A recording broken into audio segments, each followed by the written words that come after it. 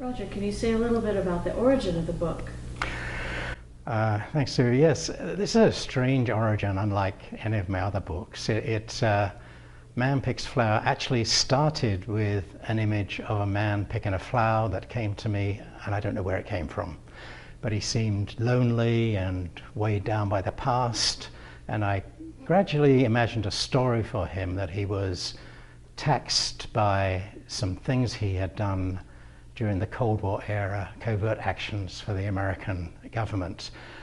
And then other characters began to attach themselves to this story from my past, and a Brazilian character, a singer, grew into the story and lived in London, and so did a Pakistani poet living in London. And these characters were another generation, a younger generation, that were somehow affected by what the elderly American had done and felt guilty about in his days working for America in the 1980s. So, tell us about the story.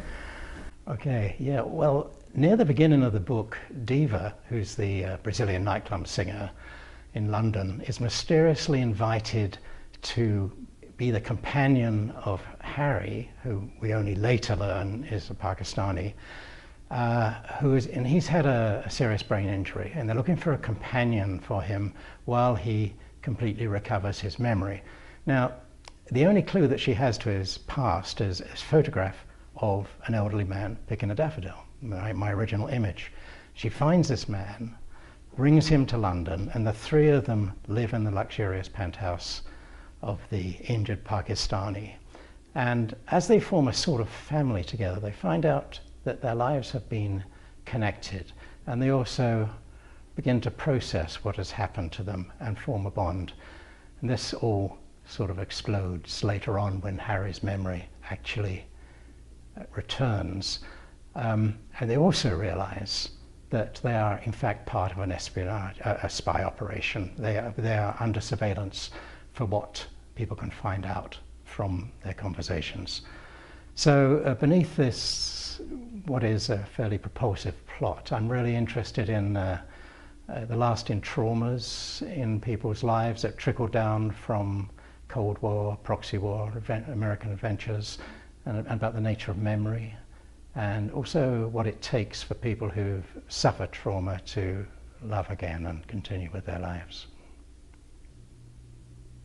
Can you give us a bit of a summary? Yes, I'd love to. I'm not very good at summaries, so I'm going to borrow one from Jennifer Egan, the Pulitzer Prize-winning writer, who has written a very kind blurb for me, and her take on it was a fusion of international intrigue and familial longing. Roger King's beguiling new novel is something rare, a spy novel with a loudly beating heart. And I don't think I can improve on that. Who do you think the book will appeal to? Right, well, when I was asked what sort of readers it might appeal to and what sort of writers those readers like, the first thing that came to mind was John le Carré, of course, because he writes spy novels, or wrote spy novels, that were very much to do with the human consequences of covert activities and espionage. And this, in some way, is the same territory. He was also a good literary writer, as well as the writer of great range.